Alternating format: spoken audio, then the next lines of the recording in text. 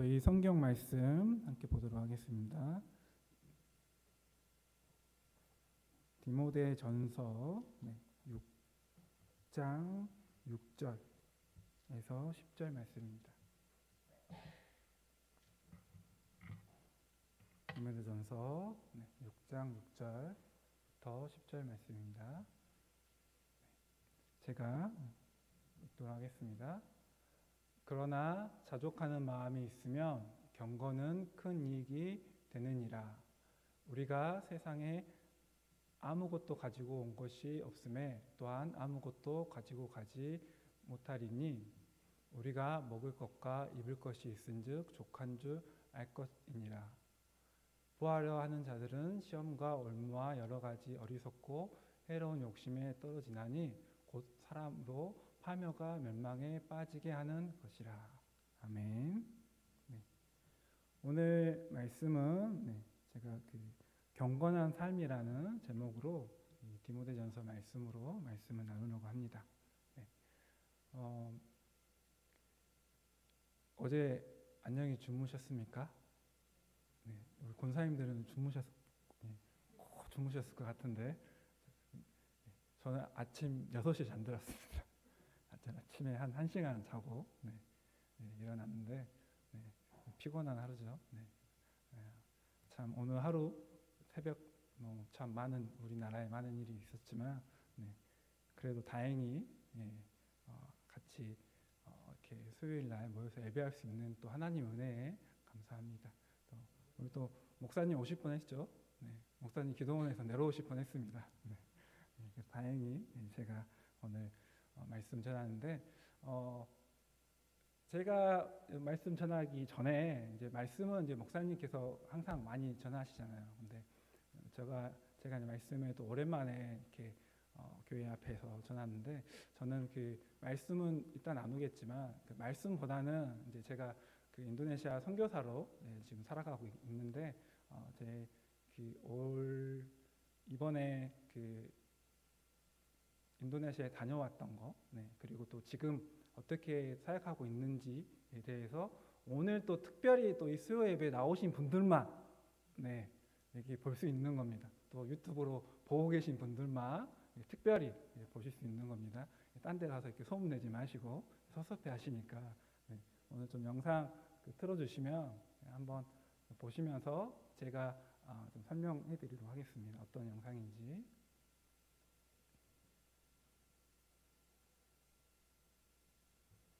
안 나올까요?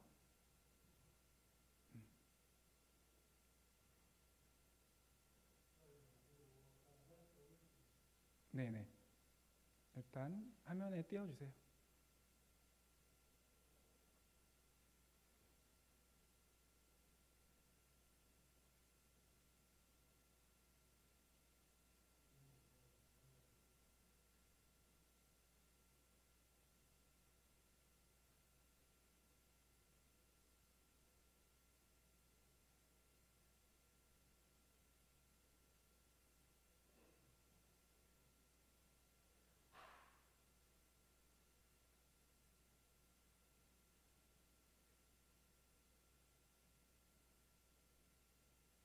아까 전에 해봤는데 좀 뭔가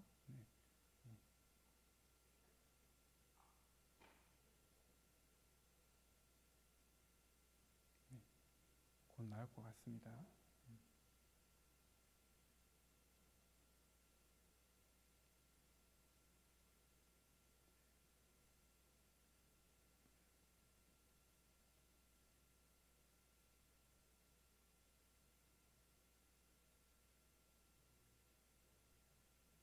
두 번 클릭하셔가지고 그렇게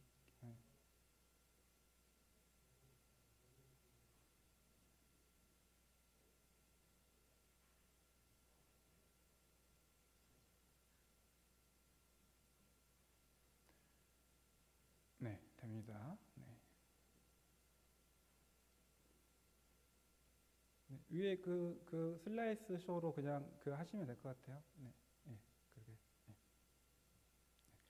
저희 그 단체에서 운영하고 있는 고아원 그리고 저 함께 갔던 팀들 의료 사역 팀이어서 치과 치과 지금 의사 선생님들이랑 또 같이 가가지고 진행을 하고 있습니다. 네. 그냥 이 또 시골 지역들 이렇게 올라가고 있는 모습이죠. 이런 그 시골 완전 그 우리나라 말로 깡촌이죠. 이런 길 차 이렇게 한 대 겨우 지나갈 만한 그런 데를 이렇게 한참을 이렇게 차로 이렇게 올라가고 그렇게 해서 이렇게 마을에 무슬림들이 사는 마을입니다. 이런 데 마을에 가서 이렇게 아이들 이 지역 아이들 그 시골에 사는 아이들 만나서 아이들과 같이 그 시간들 갖고 그 영상이 아마 여기 컴퓨터가 좀 안 되는 그게 있나 봐요. 컴퓨터가 아마 좀 지나면 또 다른 영상 나올 겁니다. 그 여기도 또 다른 마을들 가서 이렇게 그 마을 사람들에게 그 의료 사역들하고 그 진로 또 아니면 또 아이들하고 놀아주고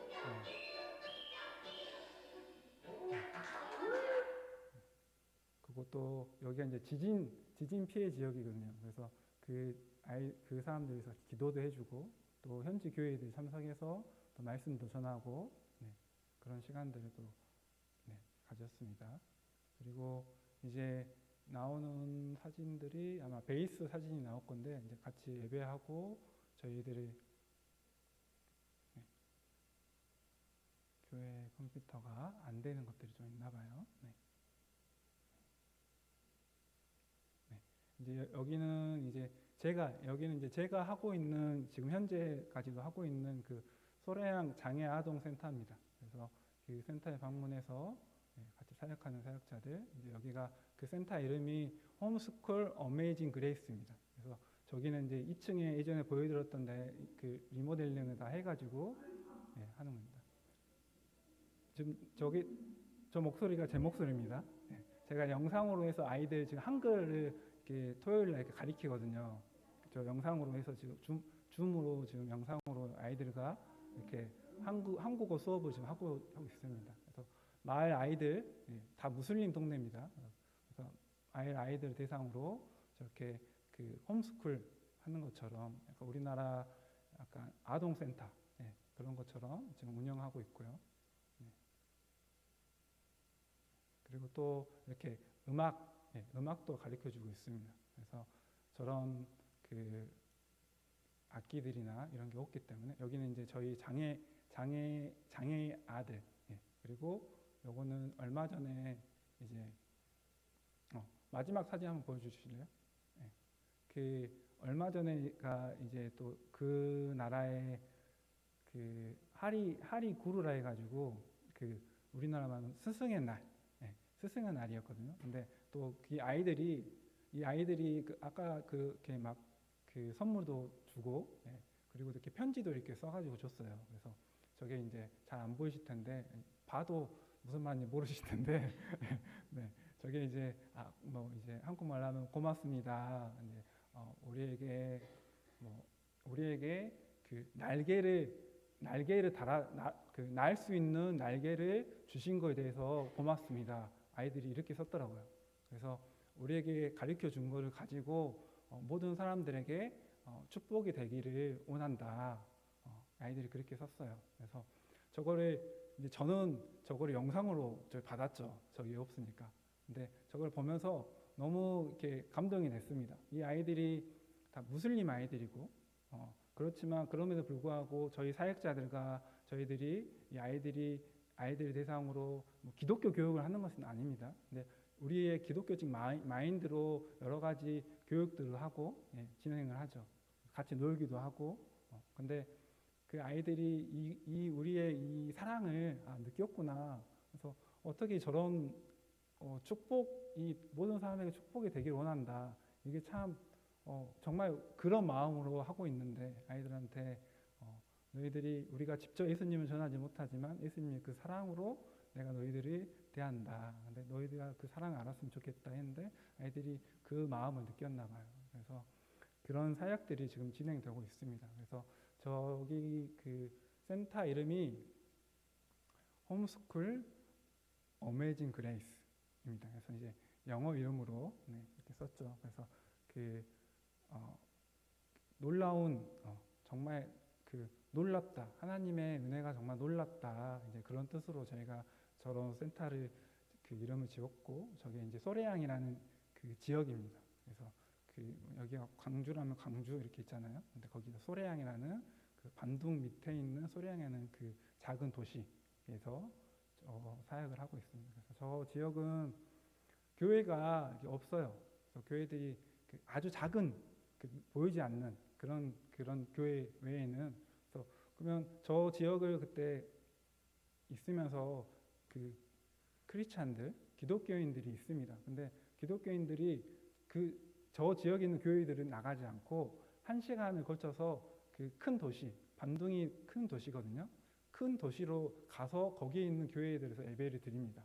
왜 거기서 예배를 드리냐 물어봤더니 무서워서. 여기 그 소래양이라는 도시에서 예배 드리면은 위험하니까 무섭기 때문에 큰 도시로 나가서 거기서 이제 아무래도 도시는 조금 더 자유롭잖아요.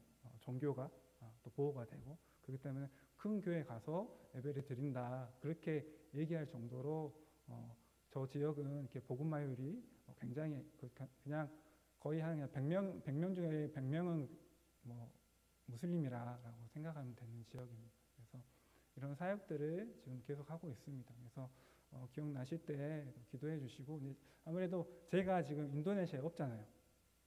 제가 지금 한국에 나와 있기 때문에 계속 연락을 하고 같이 그 기도도 같이 하고 의견도 요즘에 다 이렇게 영상 통화도 하고 이렇게 하지만, 아무래도 제가 여기 있기 때문에 그 미흡한 게 좀 많아요. 그래서 그것들을 위해서 같이 기도해 주시고, 아무래도 또 재정적으로도 많이 필요한 것들이 많이 있습니다. 또 제가 또 나와 있기 때문에 재정적으로 도움을 많이 줄 수가 없어요. 제가 여기 나와 있으니까 저한테 들어오는 후원이 없어요.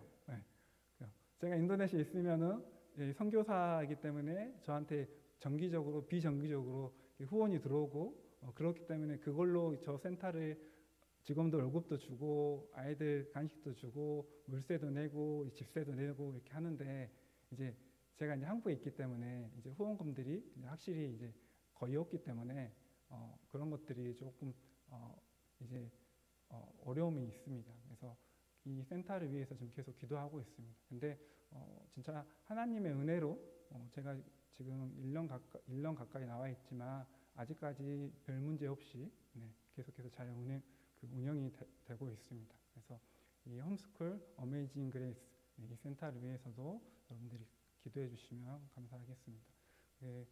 목사님은 이제 한번 그 교회 팀 데리고 같이 가면 좋겠다 그렇게 얘기하시는데, 아마 같이 가게 되면 아까 제가 보여드렸던 사진들에서처럼 제가 하던 사역들이거든요. 그 갔던 지역들이, 그리고 선교사들이 다 하는 사역들이고 그런 지역들이, 그래서 그런 지역들을 같이 돌아보고 같이 그렇게 예배하고 또 제가 하는 사역들도 같이 돌아보는 그런 시간들을 아마 가질 수 있게 될 겁니다.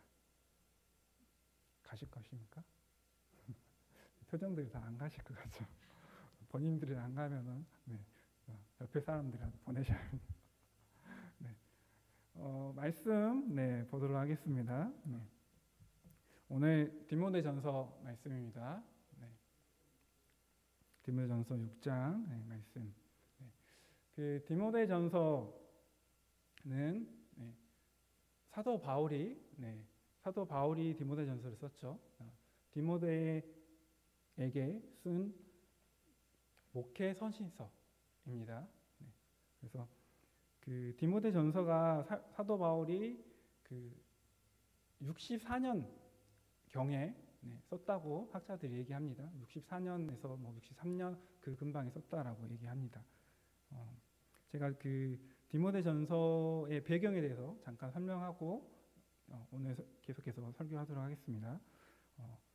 사도 바울이 지금 디모데에게 편지를 쓴 건데, 이 64년 경이하면 그 사도 바울이 그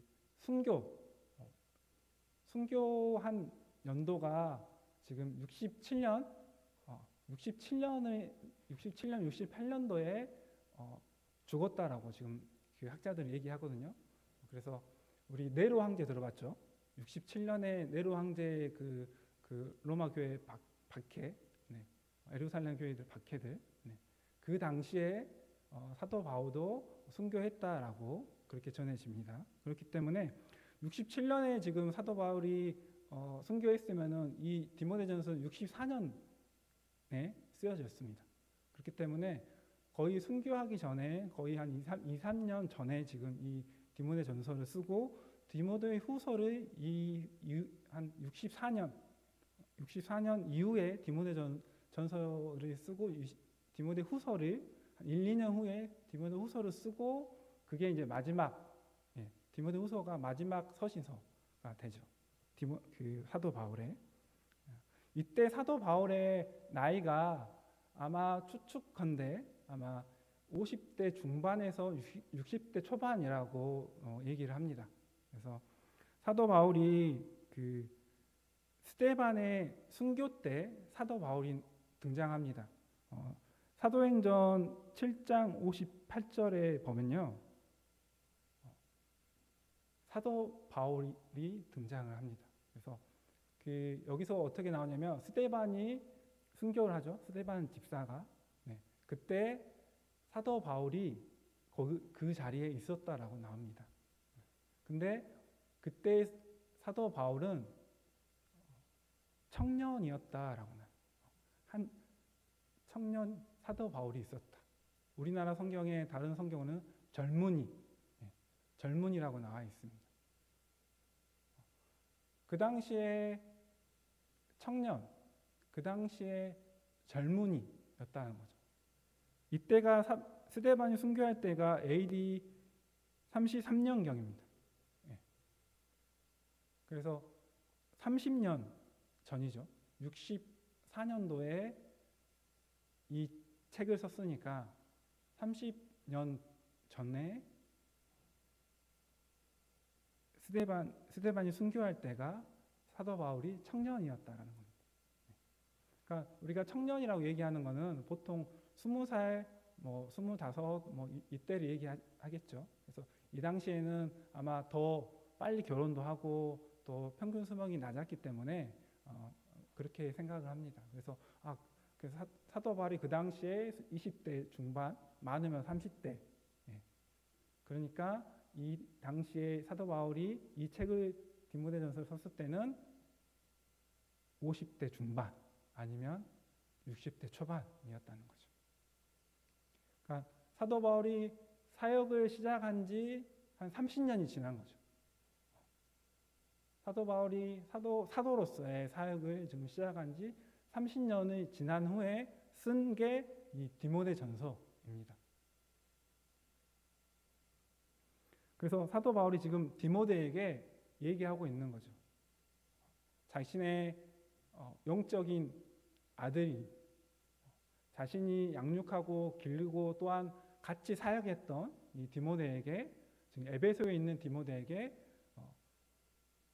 그 에베소 교회를 어떻게 목회해야 되는지에 대해서 이 디모데전서를 통해서 얘기합니다.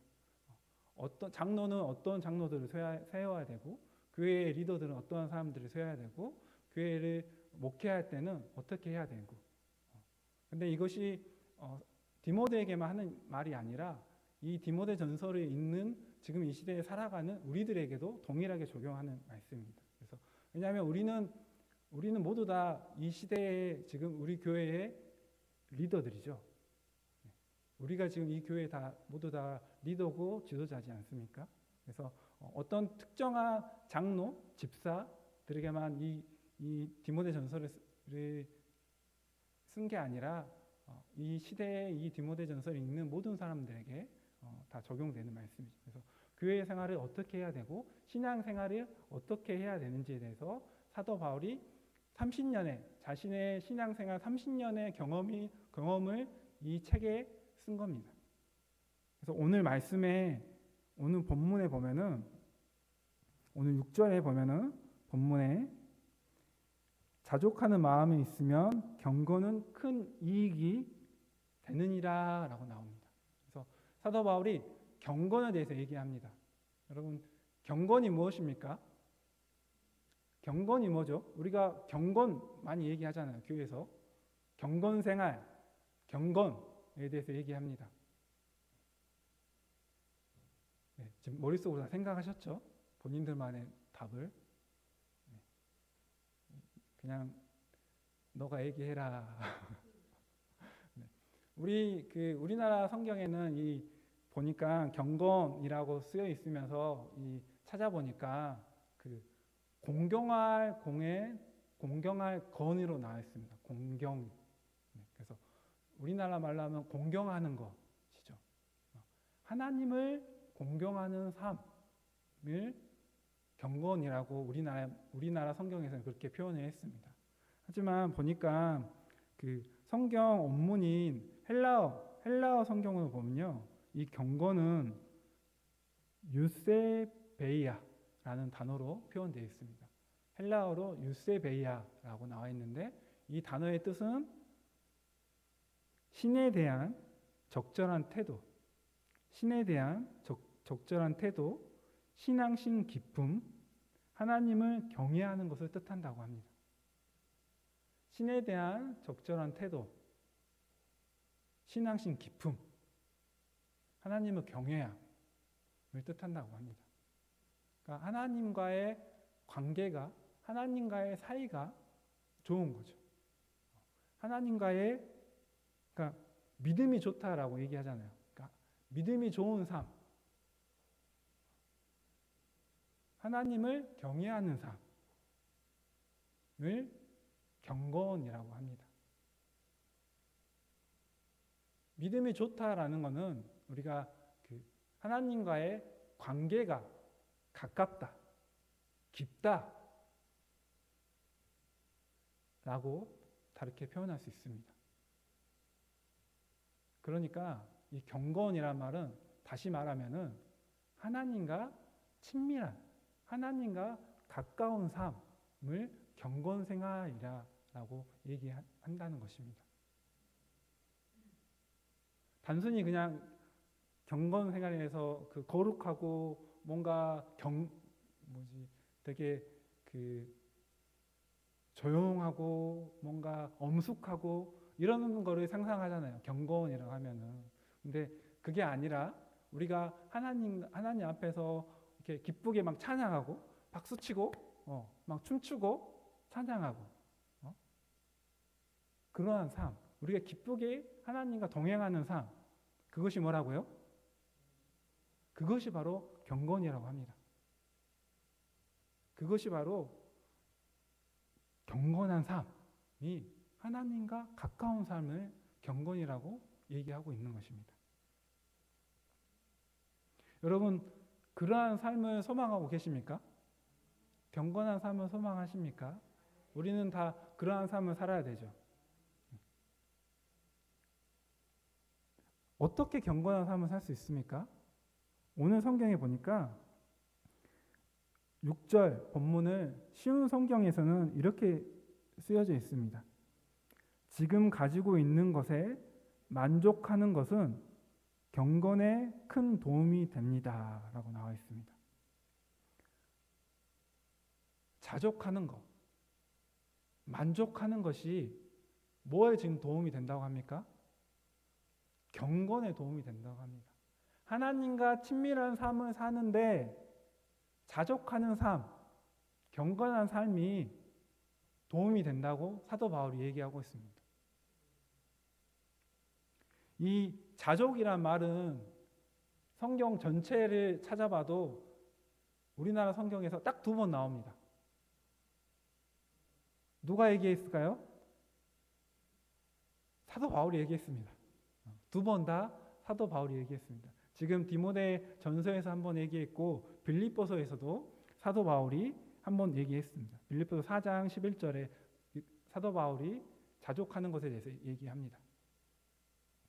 사도 바울이 지금 몇십 년을 이 사도로서 삶을 살았다고 했습니까? 30년 이상을 살고 난 이후에 지금 이 성경을 기록했다고 했습니다. 사도 바울이 자기가 30년의 사도로 하나님과 예수님과 동행하며 삶을 살아보니까 뭐 하는 게 하나님과 친밀한 삶을 사는데 도움이 된다고 얘기하는 겁니까? 자족하는 것, 만족하는 것이 경건에 도움이 된다라고 사도 바울이 얘기하고 있는 것입니다. 오늘 7절에 보면은 7절 말씀에 우리가 세상에 아무것도 가지고 온 것이 없어서 아무것도 가지고 가지 못한다고 나와 있습니다. 여러분 이 말은 무슨 말? 다른 말로 얘기하면은 결국 이 세상은 어떻습니까? 영원하다, 영원하지 않다? 영원하지 않다라는 겁니다. 우리 집도 지금 내 지갑에 있는 10,000원짜리, 5만 원짜리, 내 통장에 있는 돈, 우리 지금 권사님들 지금 귀여운 우리 손자 손녀들 데리고 천국에 같이 갈 수 있습니까? 그죠? 나중에 만나겠죠. 근데 이 땅에서는 천년만년 사는 게 지금 뭐라고 했습니까? 산다고요? 안 산다고요? 안 산다고요. 사도 바울이 지금 그 얘기를 하고 있습니다. 더 가지지 말고 더 뭐 욕심내냐 지금 그 얘기를 하는 거죠. 이 땅에 우리가 가지고 온 게 없고 다시 가져간 것도 없기 때문에 지금 나한테 있는 것에 지금 오늘 하루에 만족해라 라고 얘기하는 것입니다. 사도 바울은 오늘 본문에서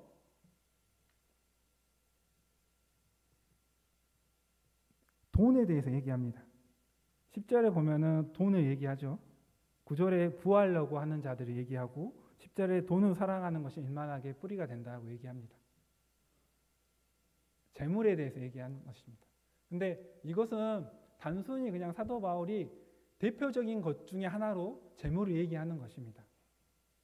우리가 우리의 삶 가운데 있어서 물론 재물 걱정을 많이 하죠. 돈 걱정을 많이 합니다. 근데 그것만이 우리 삶 가운데의 부족함이고 어려움입니까? 염려와 근심입니까? 우리 또 권사님들, 장로님들 염려, 근심이 없으시죠? 표정들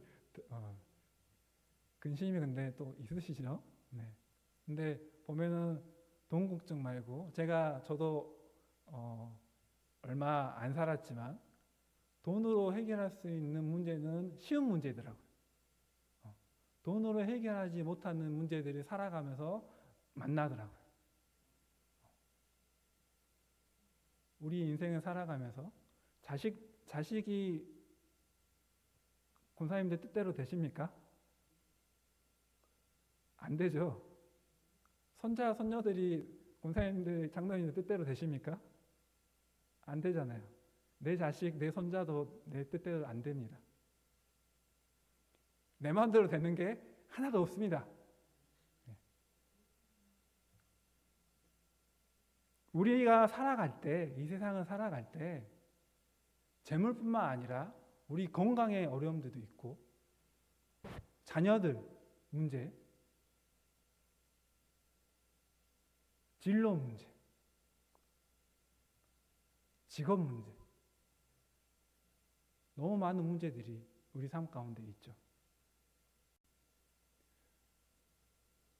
그런데 오늘 말씀에 보면은 사도 바울은 하나님은 우리에게 지금 뭐 하라고 말씀하십니까? 자족하라고 얘기하십니다. 더 나아가서 어떻게 자족하느냐? 여러분 어떻게 자족할 수 있습니까? 여러분 사도 바울이 데살로니가 전서에서 보면은 5장 18절에 범사에 감사하라고 얘기합니다. 물론 그 전에 항상 기뻐하라, 시짐하고 기도하라, 그리고 범사에 감사하라 라고 얘기합니다. 이것이 그리스도 예수 안에서 너희를 향한 하나님의 뜻이라고 얘기하는 거죠. 여러분 우리가 어떻게 자족하고 어떻게 만족하며 살 수 있습니까? 여러분, 우리가 감사할 때 자족할 수 있습니다. 여러분, 감사함으로 그 문에 들어간다고 하잖아요. 감사함으로 우리가 그 문이 어디입니까? 들어가는 그 문이 어디입니까? 우리 집 안에 들어갑니까? 하나님의 임재 가운데 들어간다는 것입니다. 감사함으로 하나님의 임재, 하나님과의 친밀한 가운데 들어간다는 말씀입니다. 하나님과 친밀하게 사는 게 뭐라고 했습니까? 경건한 삶이라고 했습니다. 우리가 감사할 때 하나님과의 친밀한 삶에 살 수 있다라고 얘기하고 있습니다.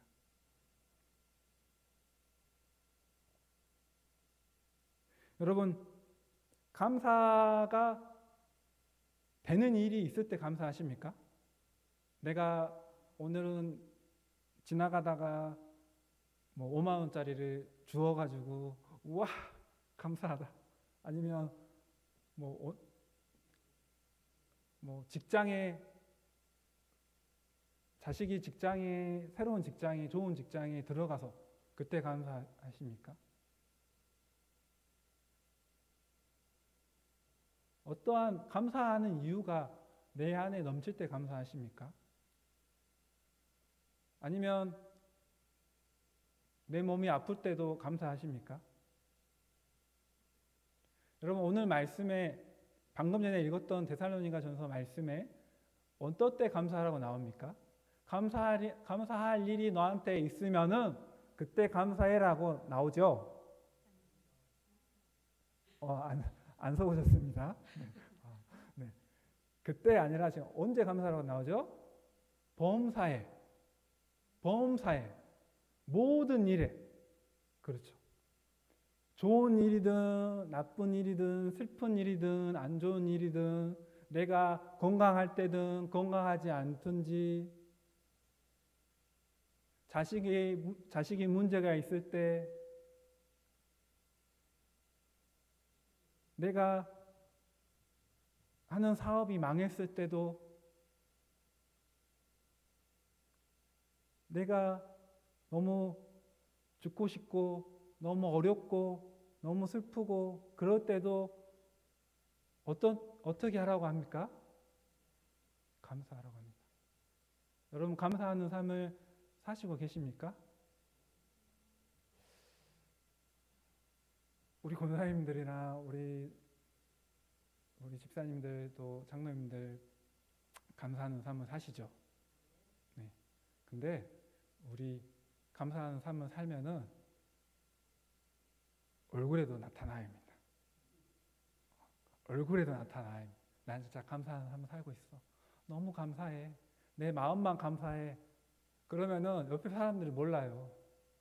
내가 감사하는 것을 표현하고 살아야 돼요.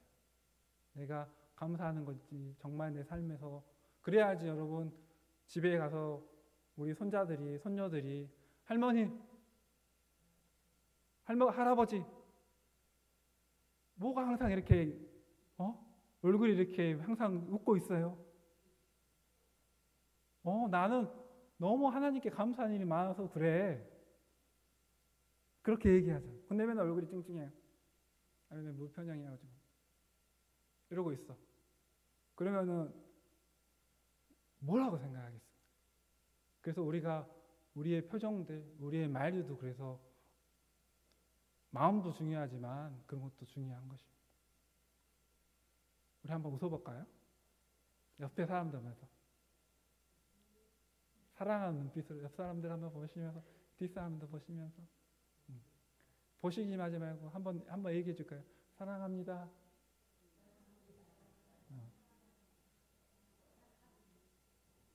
우리가 노력해야 됩니다. 제가 저희 어머니한테 한번 물어본 적이 있어요. 어머니, 왜 이렇게 맨날 찡찡한 표정으로 다녀? 그러니까 저희 어머니가 하시는 말이 몸이 힘들어서 그런데 나이 드니까 몸이 힘들고 이렇게 눈도 아프고 하니까 맨날 이렇게 찡찡하고 이렇게 다닌대요. 그렇죠. 이렇게 나이 들고 몸이 이제 힘들고 하니까 힘드시죠. 그래서 우리 권사님들도 그래서 힘드시죠. 그런데 그럴 때 우리 뭐 해야 된다고? 감사해야 된다. 마음속으로 우리가 감사하고 표정으로 감사하고 보시는 우리 성도님들 만나면은 사랑한다, 감사한다 라고 표현도 하시고 그래야지 우리 삶 가운데 뭐가 일어난다고요? 감사함이 저절로 나오는 거예요. 여러분 감사가 제가 딴 데로 잠깐 했는데 그래서 여러분 감사는 좋은 일이든 나쁜 일이든 우리 모든 삶 가운데 감사할 때 감사할 수 있는 것입니다. 감사는 있을 때 감사한 게 아니라 내가 감사하기로 결정하는 것입니다. 그럴 때 감사가 어때요? 감사가 되어져요. 내 몸이 아프고 내가 너무 힘들고 내가 너무 어렵지만 그럼에도 불구하고 하나님 감사합니다. 그럴 때 우리 삶에서 감사가 되어진다니까요. 안 해봤으면은 말도 하지 마. 근데 해봤어. 제가 해봤어요. 되더라고 진짜. 물론 정말 내가 너무 힘들고 진짜 지치고 몸이 너무 아프고 저도 코로나 한번 코로나 때 진짜 너무 죽겠더라고. 진짜 감사하고 뭐고 하나님 죽겠어요. 진짜 너무 아프면 진짜 감사도 잘 안 나오잖아요. 그죠? 근데 우리 마음이 또 너무 그렇게 아플 때가 있잖아요. 너무 슬프고 마음이 너무 무너지고 그리고 억장이 무너진다 하잖아요. 그럴 때는 어떻습니까? 그래서 감사가 안 나와요. 저도 아시겠지만 저희 그 딸이 빛나가 아프잖아요. 장애가 있잖아요. 억장이 무너진다는 게 부모의 심장이 어떤 건지 너무 잘 느꼈습니다. 진짜 이래서 사람이 죽는구나. 이래서 사람들이 죽는구나. 제가 그걸 느꼈습니다. 진짜 그렇게 힘들 때는 기도도 안 나오고 감사도 안 나옵니다. 제가 겪어봐서 압니다. 안 겪어봤으면 말도 하지 마. 근데 우리 또 다 겪어보셨잖아요. 우리 삶 가운데 다 아픔이 있잖아요. 그리고 또 아픔이 또 찾아올 수도 있습니다. 근데 제가 그런 시절이 지금도 지나가고 있죠. 그런데 견디니까 인내하니까 이 고난이 이 환난이 소망으로 바뀌더라고요. 여러분 말씀에 있지 않습니까? 환난이 뭐를 낳는다고요? 환난이 인내를 낳는다고 나옵니다. 그렇죠? 인내가 뭘 낳고요? 연단을 낳는다. 연단이 소망을 낳는다고. 이 말씀이 진짜더라고요. 내가 정말 죽겠고 너무 힘들고 아프고 어렵지만 내가 하나님 안에서 내가 주님을 믿고 신뢰함으로 참고 견디니까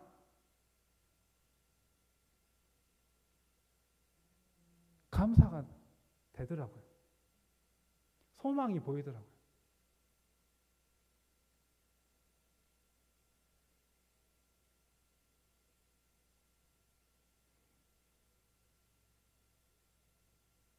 말씀으로 살아남아야 합니다. 그래서 말씀이 중요한 것입니다. 너무 힘들고 너무 무너지고 진짜 삶을 포기하고 싶을 때 하나님의 말씀을 묵상함으로 오늘 살 힘을 얻는 것입니다. 하나님의 말씀이 나를 소성케 한다. 나를 다시 살리십니다. 그렇기 때문에 너무 힘들고 정말 내 삶이 어렵고 너무 아프고 어려운 가운데 있으신 분들은 놓치지 말고 묵상하시고 기도하셔야 합니다. 말씀을 읽으셔야 합니다. 기도가 안 나올 수도 있잖아요. 너무 힘들면 기도가 나옵니까? 그냥 하나님 죽겠습니다. 주님 살려주세요.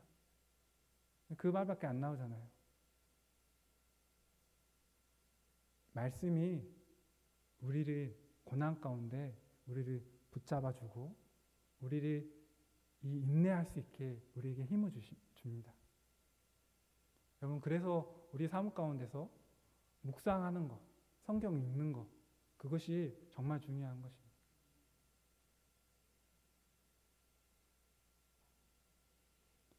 우리가 그렇게 어려울 때나 기쁠 때나 감사하게 되면은 하나님의 임재 가운데, 하나님과 친밀한 가운데 살아갈 수 있다고 얘기합니다. 오늘 말씀은 사도 바울이 내가 그거를 경험했다. 사도 바울이 고린도 후서에 보면은 나오죠. 자기가 겪었던 고난들에 대해서 잠깐 이렇게 그 고린도 후서 11장 말씀에 나옵니다. 자기가 뭐 태형을 매를 몇 번 맞았고 뭐 40번에서 한 번 가마 매를 뭐 3번인가 4번인가 맞았다 나오고 또 돌로도 한 번 맞고 그죠? 그리고 저기 헐벗고 굶주리고 그거는 뭐 일상이었다라고 나오고 그리고 또 항해하다가 배 타고 가다가 배가 파손된 게 3번이었고 일주일을 물에 떠다녔다라고 나오죠. 사도 바울의 이런 고난들, 자기가 겪었던 이 모든 고난들, 이 고난들 안에서 사도 바울이 자기가 지금 뭘 배웠다고 나옵니까? 자족하는 걸 배웠다고 얘기해요. 내가 자족한다. 내가 돈이 많을 때도 자족하고 내가 돈이 없을 때도 빈곤할 때도 자족하고 내가 고난 가운데 매를 맞거나 돌을 맞을 때도 나는 감사하고 나는 자족하면서 그렇게 살았다. 그걸 통해서 내가 경건한 삶을 살 수 있었다라고 얘기하는 것입니다. 여러분, 우리가 아까 다 고백하셨잖아요. 경건한 삶을 소망하신다고. 우리가 경건한 삶을 소망하시면은 우리가 자족하는 삶을 사시길 바랍니다. 우리가 고난 가운데 있을지라도 내가 비록 힘들고 어려울지라도 참고 인내하며 오늘 하루를 감사하며 여러분 오늘 하루가 감사하지 않습니까? 오늘 하루가 그냥 평범한 매주 있는 수요일 밤입니까? 오늘 새벽에 그 일을 겪었잖아요. 우리 오늘 예배를 못 드릴 수도 있었잖아요. 오늘 아침에 평범한 삶을 살 수 없을 수도 있었잖아요.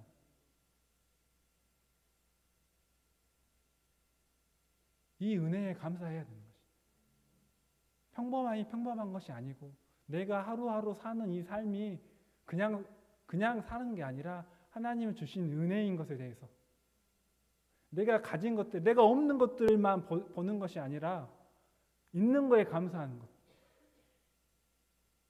내가 비록 사업에 실패했고 힘들지라도 그럼에도 불구하고 하나님이 내게 주신 것들에 대해서 만족하며 감사하며 삶을 사시기를 축복합니다. 함께 찬양하도록 하겠습니다.